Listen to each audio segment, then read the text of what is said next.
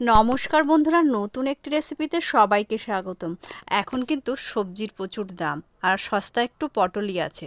তো যাই হোক, আজ ছিল নিরামিষ, তো পটলের কি রেসিপি করব তো ভেবে দেখলাম এইরকমভাবে করে দেখি কেমন লাগে। তো বন্ধুরা, যারা ইউটিউব থেকে দেখছেন অবশ্যই কিন্তু সাবস্ক্রাইব করে পাশে থাকবেন, আর যারা ফেসবুক থেকে দেখছেন অবশ্যই ফলো, লাইক, কমেন্ট, শেয়ার করবেন। আর রেসিপিটি বন্ধুরা কিন্তু সত্যি মুখে স্বাদ লেগে থাকার মতন হয়েছিল। একটি কড়াই গরম করে তাতে দিয়ে দিলাম সর্ষের তেল আর ভেজে নিলাম কিছুটা বড়ি। গ্যাসের ফ্লেমটাকে কমিয়ে দিয়ে আস্তে আস্তে করে বড়িগুলোকে ভেজে নিলাম। বড়ি কিন্তু বেশি আঁচে ভাজলে পরে ভেতরে কাঁচা থাকে আর খেতে কিন্তু ভালো লাগে না। তো এই রকমভাবে লাল লাল করে বড়িটা ভেজে নিয়েছি, এবার এটিকে তুলে রেখে দেবো।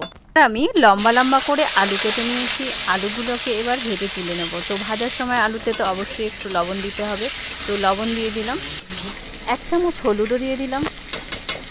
তো আলুগুলো ভাজা হয়ে গেছে, আলুগুলোকে তুলে নিলাম আর ওই তেলের মধ্যে দিয়ে দিলাম লম্বা লম্বা করে কেটে রাখা পটলগুলোকে। তো পটলগুলোকে দিয়ে 1 চামচ লবণ আর 1 চামচ হলুদ দিয়ে ধীরে ধীরে নেড়ে চেড়ে ভালো করে ভেজে তুলে নেব। আর পটলগুলো ভাজা হতে কিন্তু একটু সময় লাগবে, তাই জন্য আমি এটাকে ঢেকে দিলাম। ঢেকে দিয়ে এদিকে আমি শিলনোড়ায় কিছুটা সাদা তিল বেটে নিলাম আর কিছুটা পরিমাণে সাদা সর্ষেও কিন্তু আমি বেটে নিলাম। তো এগুলো বেটে রেখে দেবো, আর ততক্ষণে কিন্তু এইদিকে আমার পটল ভাজাটা মোটামুটি হয়ে এসেছে। হ্যাঁ, পটলটা ভাজা হয়ে গেছে, আমি তুলে রেখে দিচ্ছি পটলটা। এবারে কিন্তু এই তেলের মধ্যেই আমি ফোড়ন দিয়ে দিলাম গোটা জিরে আর দিয়ে দিলাম 1 চামচ আদা বাটা। এটাকে একটু ভাজা ভাজা হলে এর মধ্যে দিয়ে দিলাম তিল বাটা। তিল বাটা দিয়ে এটাকে একটু কষিয়ে নিয়ে এর মধ্যে দিয়ে দিলাম সর্ষে বাটা। সব কিছু দিয়ে বেশ ভালো করে বেশিক্ষণ কষিয়ে নিলাম। আর এর মধ্যে কিন্তু আমি এবারে একে একে দিয়ে দেবো 1 চামচ মতো হলুদ গুঁড়ো, 1 চামচ মতো লবণ, আর এটা কষানোর জন্য একটুখানি আমি জলও এর মধ্যে দিয়ে দিলাম যাতে এটা পুড়ে না যায়। তো একটু জল দিয়ে বেশ কিছুক্ষণ কষিয়ে নিলাম। 1 চামচ লঙ্কার গুঁড়ো দিলাম, দিয়ে ভালো করে একটু নেড়ে চেড়ে নিয়ে দিয়ে দিলাম সেই যে শিলনোড়া ধোয়া জলটা।